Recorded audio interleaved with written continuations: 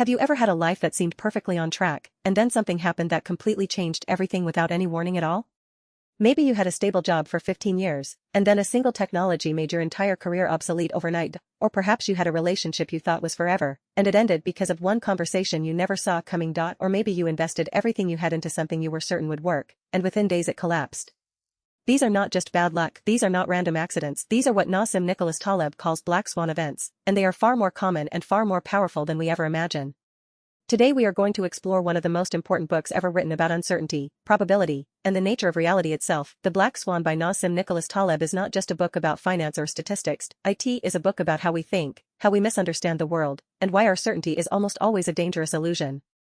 Before we dive into the ideas, let me tell you something about the man who wrote this book. Nassim Nicholas Taleb was born in Lebanon in 1960 in a village called Dadi. His family fled the Civil War when he was young and eventually settled in the United States. He studied at the Wharton School of the University of Pennsylvania, where he earned his MBA, and he also has a PhD in management science from MIT.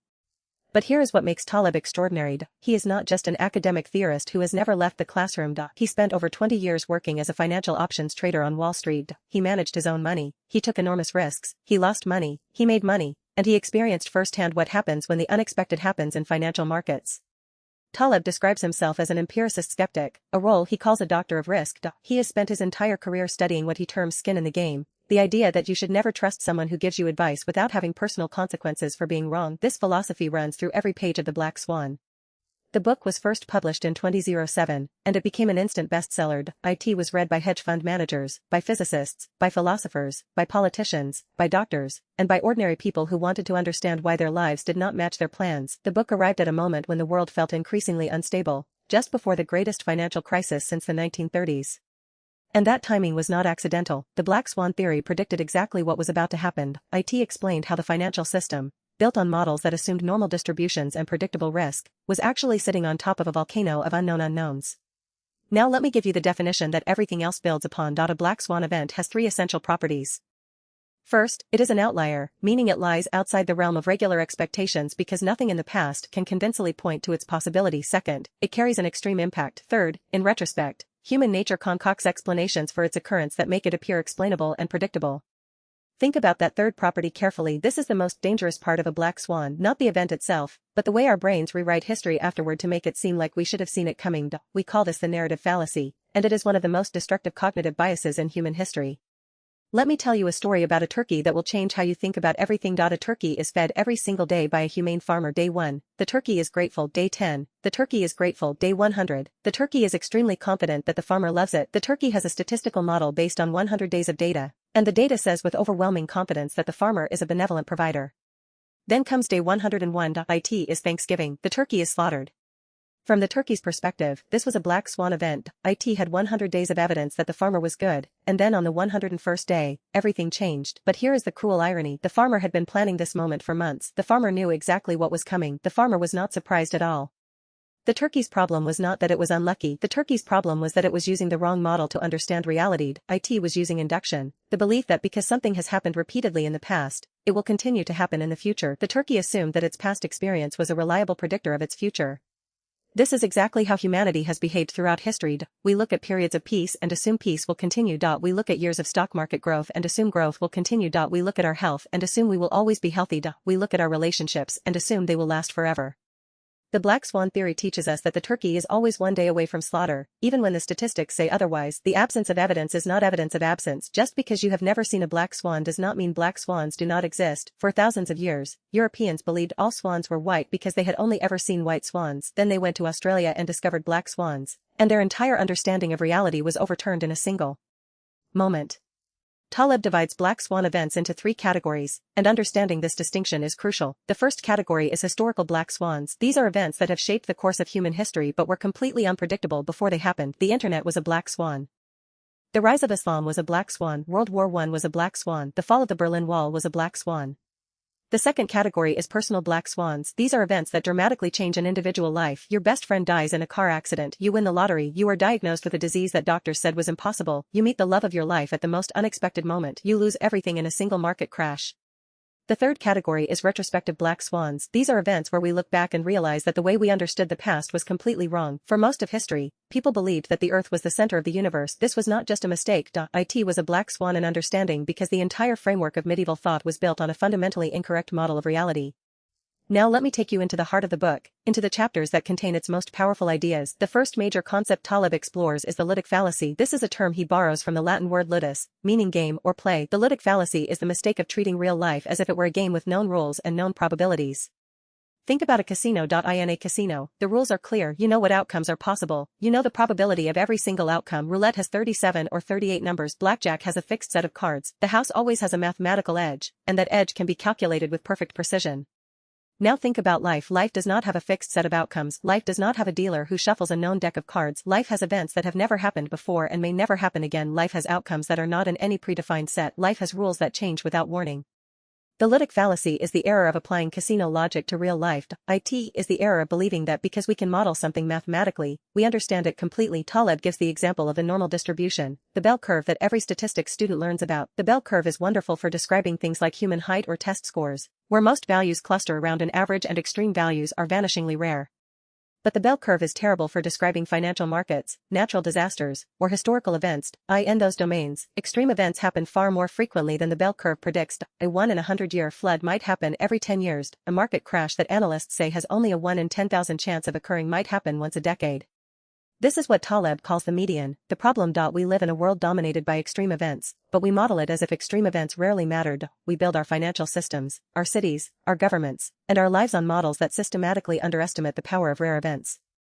Let me give you a concrete example. In 1998, a hedge fund called Long-Term Capital Management collapsed. This was not some small unknown fund. This was a fund run by 2 Nobel Prize winners in economics, John Meriwether and Robert Merton. These were the smartest financial minds in the world. They had built models that predicted risk with extraordinary precision.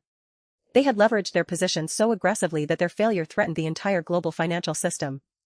And then Russia defaulted on its debt. This was a black swan event. It was not predicted by any model. It was not anticipated by any expert, and it destroyed a fund that was supposed to be too smart to fail. The Nobel Prize winners were not smarter than the market. They were simply victims of the ludic fallacy. They thought they were playing a game with known rules, but they were actually living in a world where the rules could change without warning. The next major concept Taleb explores is the narrative fallacy. This is the human tendency to construct coherent stories out of random events, making the world seem more predictable and understandable than it actually is. We are storytelling animals, and our brains are wired to find patterns and create cause and effect relationships even where none exist. Consider the biography genre. Biographies are one of the most popular forms of literature, yet they are also one of the most misleading. When you read a biography of a successful person, the author will present a coherent narrative. This person was born into poverty, worked hard, faced obstacles, stayed true to their values, and eventually succeeded. The story makes perfect sense. Every event leads logically to the next. But this is an illusion. The successful person may have succeeded for entirely different reasons. They may have been lucky, they may have been in the right place at the right time, they may have made decisions that seemed random at the time but turned out to be brilliant in hindsight. The biography erases all of this randomness and replaces it with a clean, logical story. This is what Taleb means by the narrative fallacy. We take the messy, chaotic, random reality of life and we smooth it out into a story with a beginning, a middle, and an end. We create characters with motivations and arcs. We make everything seem purposeful and meaningful. But the universe does not care about our stories. The universe is not narrative. The universe is chaotic, random, and indifferent to our need for meaning. Taleb tells the story of a man named John, who was a successful entrepreneur. John started a company, built it into a billion-dollar business, and then sold it. A biographer would write a story about John's vision, his perseverance, his strategic genius. But the truth might be that John got incredibly lucky. He happened to start his company at the perfect time. He happened to meet the right investors at the right moment. He happened to avoid the disasters that destroyed similar companies. The biographer does not care about this truth. The biographer cares about the story. The story is cleaner, more satisfying, more memorable, and because we consume these stories, we internalize them. We begin to believe that success is the result of virtue and planning rather than luck and randomness. We begin to believe that we can predict the future by studying the past. And this belief is exactly what makes us vulnerable to black swan events. One of the most powerful chapters in the book deals with the problem of induction. Induction is the process of drawing general conclusions from specific observations. If I see 1,000 white swans, I conclude that all swans are white. If I flip a coin 10 times and it comes up heads every time, I conclude that the coin is biased. If the sun has risen every day of human history, I conclude that it will rise tomorrow. The problem with induction is that no matter how many observations you make, you can never be certain that the next observation will not contradict your conclusion. David Hume, the Scottish philosopher, first identified this problem in the 18th century, and it has haunted philosophers ever since. You can never prove that the future will resemble the past, no matter how many times the past has repeated itself. Taleb takes this philosophical problem and applies it to the real world. He shows how induction has destroyed civilizations, bankrupted companies, and ruined lives. Every time someone says, "This time is different," or "We have learned from our mistakes," or "The models say it will be fine," they are relying on induction. They are assuming that past patterns will continue into the future. Let me tell you about the country of Philipsea, which is a fictional country Taleb uses to illustrate this point. Philipsea is a small island nation that has never experienced an earthquake for 1,000 years. The people of Philipsea have built their cities without any earthquake precautions. Their buildings are not reinforced. Their infrastructure is not designed to withstand seismic activity. Their government does not have emergency plans for earthquakes. One day, a massive earthquake hits Philipsea. The death toll is catastrophic. The entire economy is destroyed. When asked why this happened, the people of Philipsea say, "This was impossible. We have never had an earthquake in 1,000 years. Our models show that earthquakes are extremely rare. Our experts said we were safe." But the truth is that Philipsea was sitting on a fault line. The earthquake was not unpredictable in an absolute sense. It was unpredictable only because the people of Philipsea had no reason to suspect it. Their 1,000 years of data were meaningless. The absence of evidence was not evidence of absence. This is the essence of the Black Swan problem. We confuse ignorance with knowledge. We confuse the absence of information with the presence of safety. We build our lives on the assumption that what we do not know cannot hurt us, and then the unknown unknowns destroy everything. Taleb introduces another crucial distinction in the book, between the epistemic and the aleatoric. Epistemic refers to what we can know. Aleatoric refers to what is random and unpredictable. The problem is that we constantly confuse the two. We treat aleatoric events as if they were epistemic. We treat randomness as if it were knowledge. Consider a doctor diagnosing a patient. The doctor looks at symptoms, runs tests, consults medical literature, and makes a diagnosis. This is epistemic. The doctor is trying to discover the truth about the patient's condition. But what if the doctor's diagnosis is wrong? What if the patient has a disease that is extremely rare and has never been documented in medical literature? What if the disease is a black swan from the medical perspective? The doctor's knowledge is limited by the available evidence. The doctor's models are limited by the data that has been collected, and when a black swan disease appears, the doctor's entire framework for understanding health and illness becomes irrelevant. The doctor was not stupid. The doctor was not negligent. The doctor was simply operating within a system that could not account for the unforeseeable. This brings us to one of the most important ideas in the book, the concept of negative empiricism. Taleb argues that we learn more from what does not work than from what does. We learn more from failure than from success. We learn more from the turkey that was slaughtered than from the turkey that survived. We learn more from the companies that went bankrupt than from the companies that succeeded. Most people try to learn from success stories. They read about Steve Jobs and Elon Musk and Jeff Bezos, and they try to replicate the strategies they used. But Taleb argues that this is backwards. Success is heavily influenced by luck and randomness. The person who succeeds may have done everything wrong but still succeeded because of favorable circumstances. The person who fails may have done everything right but still failed because of unfavorable circumstances. Instead of trying to replicate success, we should focus on avoiding failure. We should build our lives, our businesses, and our societies in a way that can withstand black swan events. We should be anti-fragile, a concept Taleb developed in a later book, but that is implicit in the black swan. Anti-fragility is the property of systems that get stronger when exposed to stress, volatility, and uncertainty. Think about the human immune system. When you are exposed to small doses of pathogens, your immune system becomes stronger. It learns to fight off diseases. It builds antibodies. A person who is never exposed to any germs will have a weak immune system and will be devastated by their first encounter with a real illness. The same principle applies to finance, to business, to society, and to individual lives. Systems that are exposed to small amounts of stress and volatility become more resilient. Systems that are protected from all stress and volatility become fragile and are destroyed by the first major shock they encounter. Taleb illustrates this with the example of government debt. In the 1990s, the United States government ran budget surpluses. Economists praised this as a sign of fiscal responsibility, but Taleb argued that this was dangerous. The surplus meant that the government was not building reserves for a rainy day. The surplus meant that the government was vulnerable to a black swan event that would force it to borrow enormous sums of money at unfavorable terms. This is exactly what happened. After the September 11th attacks and the dot-com crash, the United States government ran massive deficits. The absence of debt in the 1990s was not a sign of strength. It was a sign of fragility. It was a sign that the system was not prepared for the unexpected. Another chapter in the book deals with the concept of silence, the silence of the dead. Taleb argues that we systematically ignore the evidence of those who did not survive to tell their story. When we read history, we read the history of the winners. We read the history of the civilizations that survived. We do not read the history of the civilizations that were destroyed.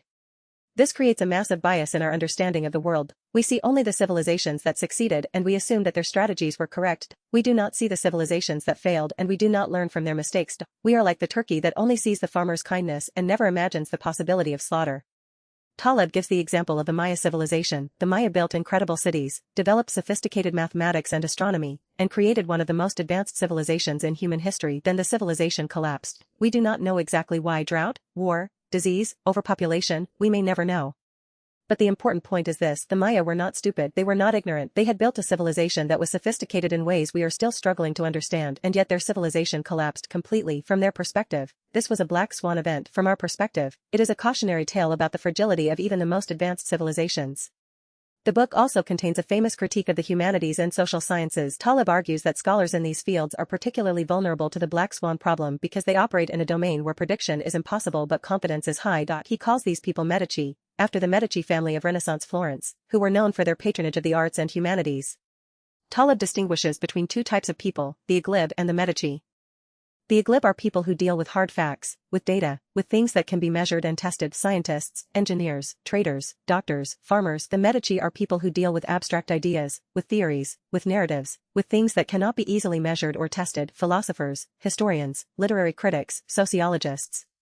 Neither group is inherently superior, both have important roles to play, but Taleb argues that the Medici are more vulnerable to the narrative fallacy because their work is not subject to the same reality checks as the work of the Ighlib. A scientist who is wrong about gravity will fall to the ground. A historian who is wrong about the causes of World War I will not fall to the ground. The historian can continue to write and publish and teach, even if their analysis is fundamentally flawed. This does not mean that the humanities are worthless. It means that we should be aware of the limitations of humanistic knowledge. We should be humble about our ability to predict the future or to understand the past with complete accuracy. We should recognize that our stories are always incomplete and always biased. Let me now turn to the practical implications of the black swan theory. What should you do with this knowledge? How should you change the way you think about risk, about uncertainty, about the future? The first thing Taleb suggests is humility. We should acknowledge the limits of our knowledge. We should recognize that the future is fundamentally unpredictable. We should stop pretending that we can forecast the future with any degree of accuracy. No model, no expert, no algorithm can reliably predict black swan events. And anyone who claims to be able to do so is either lying to you or lying to themselves. The second thing Taleb suggests is anti-fragility. Instead of trying to predict the future, we should build systems that can withstand whatever the future brings. We should diversify our investments, not because we think we can predict which investments will succeed, but because we know that we cannot predict anything, and diversification protects us from being wiped out by a single catastrophic event. The third thing Taleb suggests is the use of barbell strategies. A barbell strategy is one that avoids the middle ground and instead combines extreme conservatism with extreme aggressiveness. On one end of the barbell, you have very safe, very conservative investments. On the other end, you have very risky, very speculative investments. You avoid the middle ground of moderately safe investments because the middle ground is where you are most vulnerable to black swan events. A moderately safe investment might seem like a good idea. It seems like it offers steady returns with limited risk, but the problem is that moderate investments are vulnerable to rare catastrophic events. They seem safe until they are not. They are like the turkey that seems safe until Thanksgiving. A barbell strategy, on the other hand, protects you from catastrophic loss while giving you exposure to potential windfalls. You put most of your money in extremely safe investments like treasury bonds. You put a small portion in extremely risky investments like venture capital or options trading. If a black swan event occurs, your safe investments protect you from ruin. If a positive black swan event occurs, your risky investments give you enormous gains. This is a counterintuitive approach, but it is deeply rational once you accept the reality of black swan events. The world is not a normal distribution, the world is not predictable, the world is dominated by rare, extreme, unpredictable events, and the only rational response to such a world is to build systems that are resilient to randomness rather than fragile to it. Taleb also discusses the concept of time consistency, the idea that our understanding of the world changes depending on the timescale we are observing. Something that appears stable on a daily timescale may appear chaotic on a yearly timescale. Something that appears chaotic on a yearly timescale may appear stable on a century timescale. Consider the stock market. On a daily basis, the market appears volatile and unpredictable. Prices go up and down for reasons that are often impossible to explain. But on a century timescale, the stock market has shown a remarkable upward trend. The long-term trajectory of the market has been positive, despite all the short-term chaos. This does not mean that the long-term trend is guaranteed. It means that the long-term trend has been positive so far. A black swan event could change everything. A sufficiently catastrophic event could wipe out centuries of market growth in a matter of days. The 2008 financial crisis came close to this. The Great Depression of the 1930s achieved it. The lesson is that timescale matters enormously. What appears predictable on one timescale may be completely unpredictable on another. What appears stable on a short timescale may be extremely fragile on a long timescale. We must always be aware of the timescale we are using and the limitations it imposes on our understanding. Now let me address some of the most important reviews and reactions to The Black Swan. When the book was first published, it received widespread acclaim from people in finance, science, and philosophy. Nassim Taleb was praised for his ability to synthesize ideas from multiple disciplines into a coherent and compelling framework. Michael Lewis, the author of Liar's Poker and The Big Short, called The Black Swan one of the most important books of the decade. Lewis wrote that Taleb had given us a new vocabulary for understanding risk and uncertainty, a vocabulary that we desperately needed in a world where financial institutions were pretending to understand risk while systematically creating it. Malcolm Gladwell, the author of The Tipping Point and Blink, praised Taleb for his ability to make complex ideas accessible without oversimplifying them. Gladwell wrote that The Black Swan changed the way he thought about success, failure, and the role of luck in human affairs. The book was also praised by scientists and philosophers. Richard Dawkins, the evolutionary biologist, called it a masterpiece of interdisciplinary thinking. Daniel Dennett, the philosopher, wrote that Taleb had identified a fundamental problem in human cognition that had been recognized by philosophers for centuries but had never been applied so systematically to the real world. However, the book was not without its critics. Some economists argued that Taleb was being unfair to the field of economics, that he was cherry-picking examples of failure while ignoring the many successes of economic modeling. Some philosophers argued that Taleb's critique of induction was too harsh, that induction is a useful tool even if it is not logically valid. Taleb responded to his critics with his characteristic wit and aggression. He argued that his critique was not directed at all of economics or all of philosophy but at a specific subset of people who claimed more certainty than they could justify. He argued that the financial crisis of 20 was vindication of his position, that the people who had predicted the crisis were ignored while the people who claimed to understand risk were rewarded with enormous bonuses. The book also sparked a broader cultural conversation about the role of experts in society. Taleb argued that we have become too dependent on experts, that we trust people who have no skin in the game, that we allow people who are not personally affected by their advice to make decisions that affect our entire lives. This critique has only become more relevant in the years since the book was published. We see it in the way we trust financial advisors who profit from our losses, in the way we trust politicians who are immune to the consequences of their policies, in the way we trust media commentators who gain fame from being right while facing no consequences for being wrong. Taleb's concept of skin in the game has become one of the most widely discussed ideas in contemporary thought. IT has influenced fields as diverse as medicine, law, engineering, and public policy. The basic insight is simple but profound: never trust someone who gives you advice without having personal consequences for being wrong. Let me now take you through some of the key chapters of the book in more detail, exploring the specific ideas that make The Black Swan such a rich and rewarding read. The chapter on the ludic fallacy is one of the most important in the book. Taleb argues that the mistake of treating life as a game is not limited to finance. IT permeates every aspect of modern life. We treat education as a game with known rules and known outcomes. We treat healthcare as a game with predictable results. We treat relationships as games with clear strategies. But life is not a game. Life does not have a dealer. Life does not have a set of rules that remain constant. Life is an open system, constantly evolving, constantly surprising us, constantly generating outcomes that were not in the original set of possibilities. Taleb gives the example of the casino again. In a casino, the house always wins because the house knows the rules and the players do not. But in life, there is no house. There is no one who knows the rules. Everyone is playing without knowing whether the rules will change tomorrow. The chapter on the narrative fallacy is equally important. Taleb argues that storytelling is not just a form of entertainment. IT is a fundamental way that human beings make sense of the world. We cannot help but tell stories. We cannot help but impose narrative structure on random events. This is not a weakness. IT is a feature of our cognition, but it is a feature that can lead us astray. When we tell stories about the past, we create a false sense of order. We make the past seem more logical, more coherent, more predictable than it actually was. We erase the randomness, the contingency, the sheer luck that played a role in historical events, and because we believe our own stories, we become overconfident about our ability to predict the future. Taleb illustrates this with the story of the Renaissance. We tell a story about the Renaissance as a period of extraordinary cultural and intellectual flowering. We name famous artists, scientists, and thinkers. We create a narrative of progress and achievement. But this narrative erases the randomness of the period. IT erases the countless talented people who were never recognized. IT erases the events that could have destroyed the Renaissance before it began. IT makes the Renaissance seem inevitable, when it was actually the product of a unique and unpredictable combination of circumstances. The chapter on the problem of induction is perhaps the most philosophically rich in the book. Taleb does not simply restate Hume's problem, he applies it to the real world and shows how it affects our decisions every single day. He shows how induction is the foundation of most of our beliefs and how those beliefs are constantly being undermined by reality. Taleb tells the story of a man named Tom who is a stockbroker. Tom has been making money in the stock market for 20 years. He has never had a losing year. His friends and colleagues praise his skill. His clients trust him completely. But Tom is not skilled. Tom is lucky. The market has been in a long bull run, and Tom has been riding the wave. His performance is not a reflection of his ability. IT is a reflection of the tide that is lifting all boats. One day, the tide turns, the market crashes, Tom loses everything, his clients are devastated. They ask, how could this happen? We had the best stockbroker in the world. We trusted him completely. Tom looks at them and says, I trusted you too. I trusted that the tide would keep rising. I trusted that my 20 years of success meant something. I was wrong.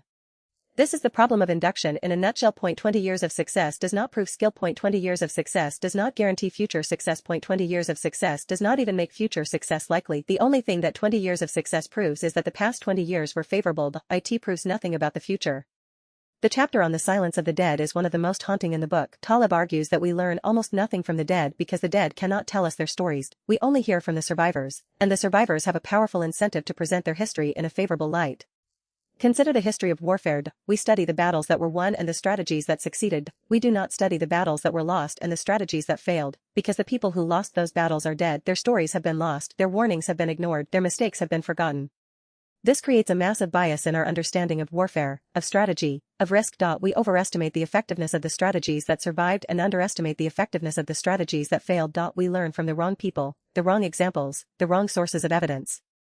Taleb applies this insight to many domains. In medicine, we learn from the patients who survived, not from the patients who died. In finance, we learn from the investors who succeeded, not from the investors who failed. In business, we learn from the companies that survived, not from the companies that went bankrupt. In every domain, we are learning from the survivors, and the survivors are not representative of the population. The chapter on the Medici and the Iglib is one of the most controversial in the book. Taleb argues that the humanities and social sciences are fundamentally different from the natural sciences because they lack the same reality checks. A physicist who is wrong about gravity will be proven wrong by an experiment. A historian who is wrong about the causes of the French Revolution will not be proven wrong by anything. This does not mean that historians are useless. It means that their conclusions are less certain than the conclusions of physicists. It means that we should be more skeptical of historical predictions than of scientific predictions. It means that we should recognize the different epistemological status of different fields of knowledge. Taleb is not arguing that the humanities should be abolished. He is arguing that we should understand the limitations of humanistic knowledge and not treat it as equivalent to scientific knowledge. The humanities have a different purpose. They are not about prediction. They are about understanding, about meaning, about interpretation. But we should not confuse interpretation with prediction. The chapter on the barbell strategy is one of the most practical in the book. Taleb argues that in an uncertain world, the best strategy is not to try to optimize for the average case but to protect against the worst case while leaving room for the best case. He illustrates this with the example of investing. Most investors try to find the optimal portfolio, a portfolio that maximizes returns for a given level of risk. But Taleb argues that this approach is fundamentally flawed because it assumes that risk can be measured and managed. In a world of black swan events, risk cannot be measured. Risk is unknowable. The only rational approach is to protect against the worst case and to leave room for the best case. A barbell portfolio would consist of 90% in extremely safe investments and 10% in extremely risky investments. The safe investments protect you from catastrophic loss. The risky investments give you exposure to positive black swan events. This is not an optimal portfolio in the traditional sense. It is not maximizing returns for a given level of risk. But it is a portfolio that can survive in a world of unpredictable extremes. Taleb also applies the barbell strategy to other domains. In career planning, instead of pursuing a single career path that seems optimal, you should have a stable job on one end and a creative passion on the other. In health, instead of following a single diet or exercise regimen, you should combine moderate daily activity with occasional extreme exertion. In relationships, instead of seeking a single perfect partner, you should maintain a wide network of social connections while also investing deeply in a few key relationships. The concept of anti-fragility, which Taleb developed more fully in his later book Anti-Fragile, is already present in the Black Swan. Anti-fragility is the property of systems that gain from disorder, that become stronger when exposed to stress and volatility. This is different from resilience, which is the property of systems that resist shock and remain unchanged. Anti-fragility is superior to resilience because it does not just survive uncertainty, it thrives on it. Taleb illustrates this with the example of the Hydra from Greek mythology. When Hercules cut off one head of the Hydra, two more heads grew in its place. The Hydra was not just resilient, it was anti-fragile. It became stronger when attacked. This is the kind of system we should aspire to build, not just survive but improve under pressure. Now let me turn to the writing background of the Black Swan. Taleb began working on this book in the mid-1990s, after a series of experiences that shaped his thinking about risk and uncertainty. He had traded options for many years and had witnessed firsthand the destruction that could be caused by unexpected market movements. He had read extensively in philosophy, history, and probability theory, and he had become convinced that the way we think about risk was fundamentally flawed. Taleb wrote The Black Swan during a period of personal and professional transformation. He had left the world of finance and was spending more time writing and thinking. He was developing his philosophical approach to uncertainty, which he called the don't know school of thought. This school of thought holds that the most important knowledge is the recognition of ignorance, that the smartest people are those who know how much they do not know. The book was influenced by a wide range of thinkers. Taleb credits David Hume with first identifying the problem of induction. He credits Karl Popper with the concept of falsifiability, The idea that a theory is only scientific if it can be proven wrong. He credits Benoit Mandelbrot with the discovery of fractal geometry and the insight that extreme events are more common than traditional statistics predict. He credits John Maynard Keynes with the insight that the future is fundamentally uncertain and cannot be calculated with probabilities. But Taleb also argues against some of these thinkers. He disagrees with Popper's emphasis on falsifiability because he believes that many important ideas cannot be falsified in the strict sense. He disagrees with Keynes's acceptance of probability theory because he believes that probability theory is inadequate for describing true uncertainty. He disagrees with Mandelbrot's focus on fractals because he believes that the problem is not the shape of the distribution but the human tendency to ignore the tails.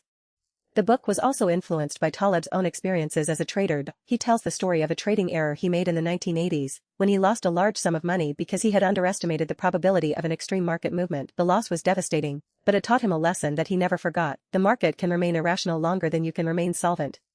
And the market can do things that no model predicts. Taleb also draws on his experience living in multiple countries and cultures. He grew up in Lebanon during a civil war, a conflict that no one predicted and that changed the course of his life. He lived in France, where he was exposed to the philosophical tradition of skepticism and doubt. He lived in the United States, where he experienced the optimism and confidence of American culture.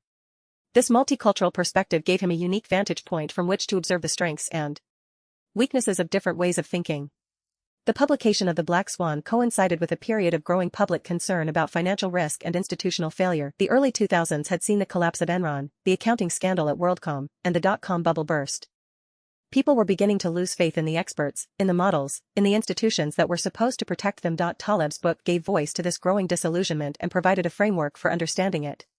What made the Black Swan so powerful was not just its ideas but its style. Taleb writes with passion, with humor, with a willingness to challenge conventional wisdom and offend the powerful. He is not a dry academic writing for other academics. He is a trader and a philosopher writing for anyone who wants to understand the world better. His prose is direct, his examples are vivid, and his arguments are uncompromising. The book has had a profound impact on how people think about risk and uncertainty. It has influenced not just finance and economics but also politics, medicine, technology, and everyday decision-making. People from all walks of life have read The Black Swan and found in it a new way of understanding their world. Let me now discuss some of the most important reviews and reactions in more detail. The book was reviewed in major newspapers and magazines around the world. The New York Times called it a landmark work that would change the way we think about the future. The Wall Street Journal praised its insights into financial risk. The Guardian called it one of the most important books of the decade. Academic reviewers were generally positive but also raised some criticisms. Some economists argued that Taleb was being too harsh on the field of economics, that he was ignoring the many successes of economic modeling and focusing only on the failures. Some philosophers argued that Taleb's critique of induction was too radical, that induction is a useful tool even if it is not logically perfect. Taleb's response to his critics was characteristically sharp. He argued that his critique was not directed at all of economics or all of philosophy but at a specific subset of people who claimed more certainty than they could justify. He pointed out that the financial crisis of 20 was a vindication of his position, that the people who had predicted the crisis were ignored while the people who claimed to understand risk were rewarded with enormous bonuses.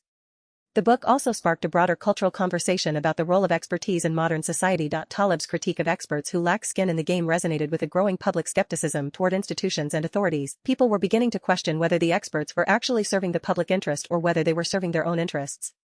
This conversation has only intensified in the years since the book was published. We see it in the growing distrust of mainstream media, of government institutions, of academic experts. We see it in the popularity of alternative information sources, of independent journalists, of people who claim to speak truth to power. Taleb's ideas provided a framework for understanding this shift, even if he would disagree with some of the conclusions that people drew from his work. Let me now turn to the key chapters of the book and what each one contributes to the overall argument. The first chapter introduces the concept of the Black Swan and explains why it matters. Taleb argues that Black Swan events are the most important events in history, that they shape the course of civilization more than any other factor, and that we are systematically blind to them because of the way our minds work. The second chapter explores the Ludic fallacy in detail. Taleb argues that the mistake of treating life as a game is the root cause of our vulnerability to Black Swan events. We build models that work in controlled environments and then apply them to the real world, where the rules are different and the outcomes are unpredictable. The third chapter examines the narrative fallacy. Taleb argues that our need for stories is both a strength and a weakness. Stories help us make sense of the world, but they also distort the world by imposing structure where none exists. We create coherent narratives out of random events and then believe that our narratives reflect reality. The fourth chapter deals with the problem of induction. Taleb shows how induction, the process of drawing general conclusions from specific observations, is fundamentally flawed. No matter how many observations we make, we can never be certain that the next observation will not contradict our conclusion. This is not a theoretical problem. It is a practical problem that affects our decisions every day. The fifth chapter explores the silence of the dead. Taleb argues that we learn almost nothing from the dead because the dead cannot tell us their stories, we only hear from the survivors, and the survivors have a powerful incentive to present their history in a favorable light. This creates a massive bias in our understanding of the past and of the future. The sixth chapter examines the difference between the Medici and the Igleb. Taleb argues that the humanities and social sciences are fundamentally different from the natural sciences because they lack the same reality checks. He is not arguing that the humanities are worthless. He is arguing that we should understand their limitations and not treat them as equivalent to the natural sciences. The seventh chapter introduces the barbell strategy. Taleb argues that in an uncertain world, the best strategy is to combine extreme conservatism with extreme aggressiveness, to protect against the worst case while leaving room for the best case. This is a practical application of the Black Swan theory that can be used in finance, in career planning, in health, and in many other domains. The eighth chapter discusses the concept of anti-fragility. Taleb argues that we should not just try to survive uncertainty but to thrive on it. Systems that are exposed to small amounts of stress and volatility become stronger. Systems that are protected from all stress and volatility become fragile and are destroyed by the first major shock they encounter. The final chapters bring all of these ideas together and explore their implications for how we should live our lives. Taleb argues that the recognition of our ignorance is the beginning of wisdom. He argues that we should build our lives, our businesses, and our societies in a way that is resilient to Black Swan events. He argues that we should be humble about our ability to predict the future and confident in our ability to withstand whatever the future brings. Now let me address some of the most powerful quotes from the book that capture its essence. Taleb writes, "The fundamental source of the Black Swan is the unknown unknown, the subset of information that we do not know we do not know. This is different from known unknowns, which we can acknowledge and plan for. Unknown unknowns are the events that we cannot even imagine, and they are the events that have the greatest impact on our lives." Taleb also writes, "Absence of evidence is not evidence of absence. Just because you have not seen a black swan does not mean that black swans do not exist." This simple statement has profound implications for how we should think about risk, about uncertainty, about the limits of our knowledge. Another famous quote from the book is, "The turkey is fed every day for 1,000 days. On the 1,001st day, it is slaughtered." The turkey's probability estimates are based on the past, but reality does not care about our estimates. The turkey's model was perfect for the first 1,000 days, and then it was worthless on the 1,001st day. Taleb also writes, "We are always one day away from slaughter." This is the central insight of the Black Swan theory. And no matter how much evidence we have, no matter how confident we are always one unexpected event away from having our entire worldview shattered. Let me now explore some of the real-world examples that Taleb uses to illustrate his points. The rise of the internet is one of the most famous examples. In 1995, very few people predicted that the internet would become the most important technology in human history. The people who did predict it were mocked and ridiculed. The people who did not predict it were blindsided when it happened. The internet was a black swan event because it was unpredictable, because it had an enormous impact, and because we now tell stories about it as if it were inevitable. We say that the internet was the next logical step in technological progress, as if it were written in the stars, but it was not. It was a rare, unpredictable, revolutionary event that changed everything. The financial crisis of 20 is another famous example. Before the crisis, almost no one predicted it. Economists, bankers, regulators, and politicians all believed that the financial system was stable and well managed. They had models that showed risk was under control. They had experts who told them that everything was fine, and then the system collapsed. The crisis was a black swan event because it was unpredictable, because it had an enormous impact, and because we now tell stories about it as if it were preventable. We say that it was caused by subprime mortgages and deregulation, as if these were the real causes, but they were not. They were the proximate causes, the surface-level explanations. The real cause was the systematic underestimation of risk, the belief that the future could be predicted, the confidence that the models were correct. The September 11th attacks are yet another example. Before September 11th, almost no one predicted that terrorists would attack the United States in such a dramatic way. The intelligence agencies had warnings, but they did not connect the dots. The public was not aware of the threat. The government was not prepared. 9/11 was a black swan event because it was unpredictable, because it had an enormous impact, and because we now tell stories about it as if it were foreseeable. We say that we should have seen it coming, as if the evidence was obvious, but it was not. The evidence was scattered, ambiguous, and easily ignored. The attack was a rare, unpredictable, catastrophic event that changed the course of history. Let me now discuss some of the practical applications of the Black Swan theory. In finance, the theory suggests that we should not try to predict the market but should instead build portfolios that can withstand unexpected events. We should diversify, we should avoid excessive leverage, we should keep cash reserves, and we should be prepared for the possibility that our models are wrong.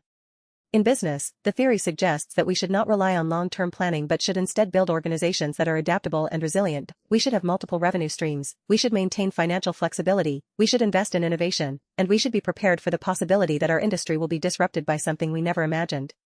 In personal life, the theory suggests that we should not build our lives on the assumption that everything will continue as it is. We should have emergency funds, we should maintain a wide network of social connections, we should develop multiple skills, and we should be prepared for the possibility that our plans will be overturned by events we cannot predict. In government and policy, the theory suggests that we should not rely on expert predictions but should instead build systems that are robust to uncertainty.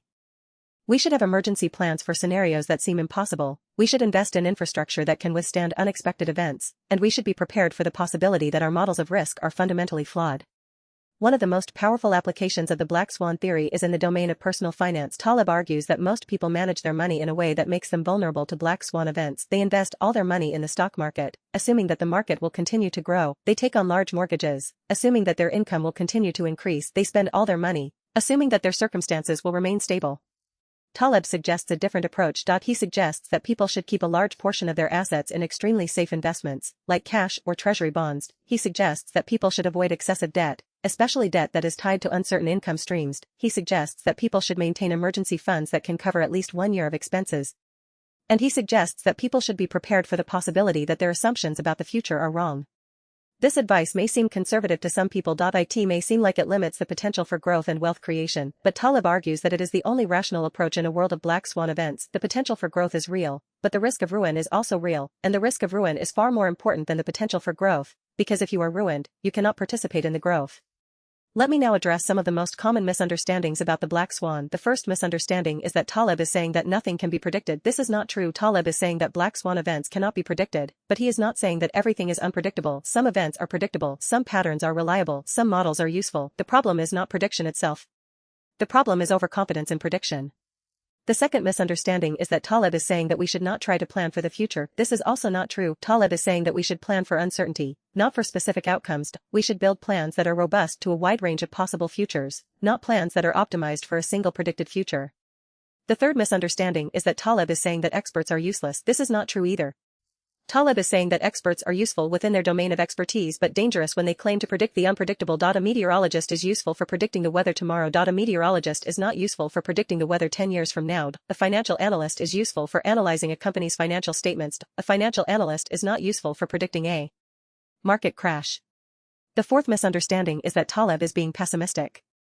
This is a common criticism of the book. Some people argue that Taleb's focus on Black Swan events makes him seem like a doom and gloom prophet, but this is a misunderstanding. Taleb is not pessimistic. He is realistic. He is saying that the world is more uncertain than we think, and that acknowledging this uncertainty is the first step toward building a better world. Taleb's philosophy is fundamentally optimistic. He believes that by acknowledging our ignorance, we can become wiser. By building anti-fragile systems, we can become stronger. By embracing uncertainty, we can become more resilient. The goal is not to eliminate risk but to learn to thrive in a world of risk.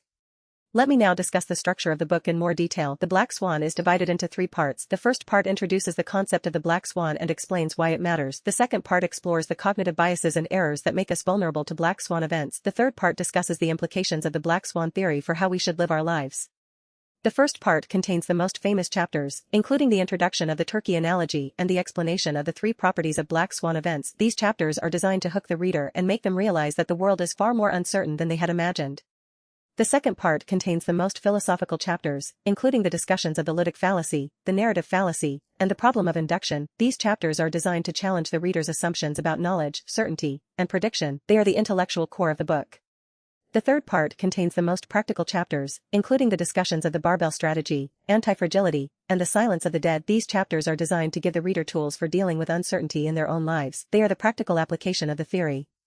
One of the things that makes The Black Swan such a powerful book is that it works on multiple levels. It is a work of philosophy, challenging our assumptions about knowledge and certainty. It is a work of science, drawing on insights from statistics, probability theory, and complex systems. It is a work of history, examining how Black Swan events have shaped the course of human civilization. It is a work of personal finance, offering practical advice for managing risk. And it is a work of literature, written with style, humor, and passion. Taleb's writing style is one of the most distinctive in contemporary nonfiction. He writes with the confidence of a trader who has seen things that academics have only read about. He writes with the humor of a philosopher who does not take himself too seriously. He writes with the passion of a man who has something important to say and who is tired of being ignored. His use of anecdotes and stories is particularly effective. He does not just present abstract arguments. He tells stories about real people, real events, real consequences. The story of the turkey, the story of the Philippians, the story of Tom the stockbroker, the story of the Maya civilization. These stories make the abstract concrete, the theoretical practical, the philosophical personal. Taleb's use of humor is also noteworthy. He is not afraid to mock the people and ideas he disagrees with. He mocks economists who claim to predict the future. He mocks historians who create false narratives. He mocks politicians who pretend to understand complex systems. He mocks academics who are detached from reality. His humor is sharp, often cruel, but always pointed at the right targets. Let me now explore some of the deeper implications of the Black Swan theory. Point 1 implication is that we should be more humble about our knowledge. We should recognize that what we know is far less important than what we do not know. We should recognize that our models are always incomplete, our data is always limited, and our predictions are always uncertain. Another implication is that we should be more careful about the sources of information we trust. We should ask, who benefits from this information, who has skin in the game, who will be harmed if this information is wrong. These questions are essential for navigating a world of uncertainty. A third implication is that we should build systems that are anti-fragile rather than fragile. We should design our lives, our businesses, and our societies to withstand and even benefit from uncertainty, volatility, and surprise. We should not try to eliminate risk but to transform it into an opportunity. A fourth implication is that we should be more skeptical of predictions and forecasts. We should recognize that most predictions are wrong, that most forecasts are based on flawed models, and that most experts are overconfident. This does not mean we should abandon prediction entirely. It means we should be humble about our predictions and prepared for them to be wrong. A fifth implication is that we should value negative knowledge more than positive knowledge. We should focus more on what we know is false than on what we think is true. We should learn more from our failures than from our successes. We should be more interested in avoiding stupidity than in achieving brilliance. Let me now discuss some of the criticisms of the Black Swan that are worth considering. The first criticism is that Taleb's definition of Black Swan events is too broad. If everything that is unpredictable and impactful is a Black Swan, then the concept loses its usefulness. How do we distinguish between a Black Swan and a regular unexpected event? Taleb's response is that the distinction is not important. What matters is the attitude we take toward uncertainty. Whether an event is a true Black Swan or just a surprising event, the response should be the same. We should be humble, we should be prepared, we should not overconfident. The second criticism is that Taleb's critique of induction is too radical. Some philosophers argue that induction is a necessary tool for living, that we cannot function without it, and that rejecting it entirely would be paralyzing. Taleb's response is that he is not rejecting induction entirely. He is arguing that we should be aware of its limitations, that we should not overconfident in our inductive conclusions, and that we should build systems that are robust to the possibility that our inductive conclusions are wrong. The third criticism is that Taleb's barbell strategy is too conservative for most people. Some investors argue that a barbell portfolio would miss out on too much growth, that it would be too safe, that it would not provide the returns that people need for retirement or other long-term goals. Taleb's response is that the barbell strategy is not about maximizing returns. It is about surviving. If you are destroyed by a Black Swan event, your returns do not matter. Survival comes first, growth comes second. The barbell strategy ensures survival while leaving room for growth. The fourth criticism is that Taleb's critique of experts is too broad. Some people argue that Taleb is attacking all experts when he should be attacking only certain types of experts, those who make predictions about complex systems. Taleb's response is that he is not attacking all experts. He is attacking experts who lack skin in the game, who make predictions without being personally affected by their accuracy, who profit from their errors as much as from their successes. These are the experts who are most dangerous, because they have no incentive to be careful. Let me now explore some of the connections between